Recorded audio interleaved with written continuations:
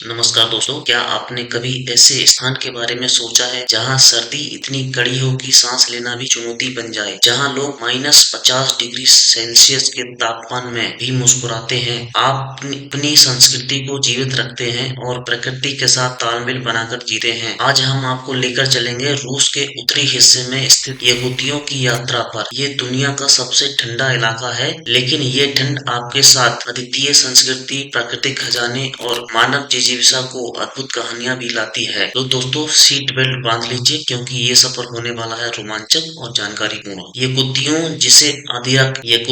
जिसे आधारिक तौर पर शाखा रिपब्लिक कहा जाता है, रूस का सबसे बड़ा प्रशासनिक क्षेत्र। ये क्षेत्र 30 लाख वर्ग किलोमीटर में फैला हुआ है, लेकिन इसकी आबादी सिर्फ 10 लाख है। यहूदियों का अधिकांश हिस्सा परमाफ्रॉस्ट यानी कि स्थायी रूप से जमी हुई जमीन से ढका हुआ है। सर्दियों में यहाँ का तापमान -60 डिग्री सेल्सियस तक गिर जाता है और इसलिए इसे दुनिया का सबसे ठंडा आबाद इलाका माना जाता है। क्या आप जानते हैं, यहूदियों के एक गांव ओमानको को धरती का सबसे ठंडा आबाद स्थान माना जाता है। यहाँ 1924 में -71.2 डिग्री सेल्सियस का तापमान रिकॉर्ड किया गया था। यहूदियों का इतिहास लगभग 800 साल पुराना है। शाखा लोग यहाँ के मूल निवासी शाखा लोग हैं जो तुर्किक भाषा में बोलते हैं। यहाँ की पारंपरिक मान्यताएं प्रकृति से जुड़ी हैं। शाखा लोग सूर्य, चंद्रमा और प्रकृति को पूजते हैं। यहाँ का सबसे बड़ा त्योहार है यसक, जिसे गर्मियों में मनाया जाता है। इसे शाखा लोग अपने पूर्वजों और प्रकृति के प्रति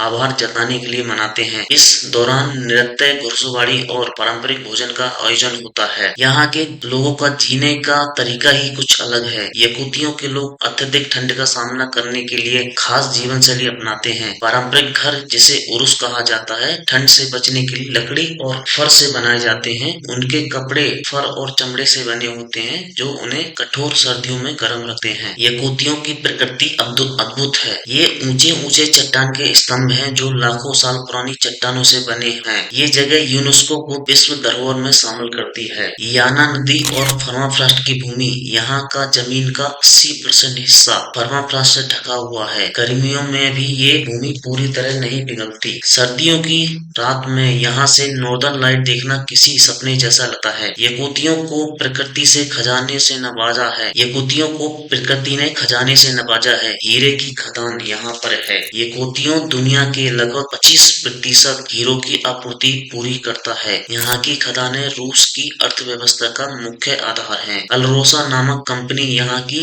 हीरे की खदानों का संचालन करती है। यहाँ सोने और कोयले का भी विशाल भंडार है। ये संसाधन यहूदियों को आर्थिक रूप से मजबूत बनाते हैं। यहूदियों में एक विशाल हीरे की खदान है जिसे मिरनी माइन कहा जाता है। ये खदान इतनी बड़ी है कि इसे अंतरिक्ष से भी देखा जा सकता है। इतनी ठंड में जीवन आसान नहीं है। यहाँ के लोग हर दिन प्रकृति को चुनौतियों का सामना करते हैं। कड़ाके की ठंड, यहाँ की ठंड इतनी तीव्र होती है कि सांस से निकलने वाली नमी भी बर्फ में बदल जाती है। लोग अपनी गाड़ियां सर्दियों में भी कभी बंद नहीं करते हैं क्योंकि इसका इंजन जम सकता है। खेती करना लगभग यहाँ पर असंभव है। लोग मुख्यतः मांस, मछली और जमे हुए भोजन पर निर्भर रहते हैं। सर्दियों में कई गांव बर्फ के कारण दुनिया से कट जाते हैं। यहूदियों के लोग ठंड से लड़ने के लिए कुछ खास तरीके अपनाते हैं, जैसे कि पारंपरिक भोजन, टोगनिका, जमाई हुई मछली या मांस गले स्टाइलिश में काटकर खाई जाती है। यहाँ का मुख्य आहार है हॉर्स मीट। गर्म कपड़े,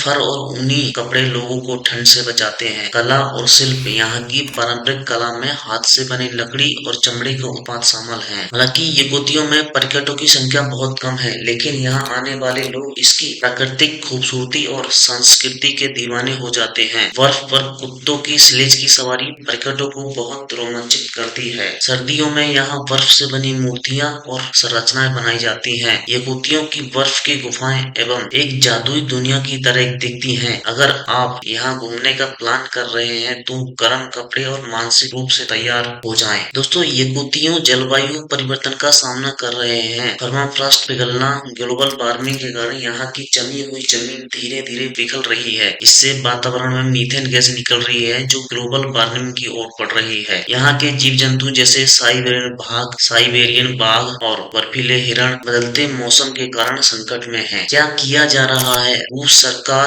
और वैज्ञानिक यहाँ के पर्यावरण को बचाने के लिए कई कई परियोजनाओं पर काम कर रहे हैं। ये कुत्तियों की कहानी सिर्फ ठंड, बर्फ और हीरो की नहीं है, ये कहानी है मानव साहस, धैर्य और प्रकृति के साथ तालमेल की। यहाँ के लोग हमें सिखाते हैं कि कठिन परिस्थितियों में भी जीवन संभव है। उनकी संस्कृति, उनकी जीवन शैली और उनका संघर्ष हमें प्रेरित करता है। तो दोस्तों, ये कहानी थी यकूतियों की, एक ऐसी जगह जहाँ ठंड जीवन का हिस्सा है लेकिन इसे चुनौती नहीं माना जाता, जहाँ लोग प्रकृति के साथ सामंजस्य बैठकर जीते हैं और हमें सिखाते हैं कि कठिनाइयों के बावजूद खुशी पाई जा सकती है। अगर आपको ये वीडियो पसंद आया है तो इसे लाइक और शेयर करें और हमारे चैनल को सब्सक्राइब करना ना भूलें। हम अगली बार एक और अद्भुत यात्रा पर चलेंगे। तब तक के लिए नमस्कार।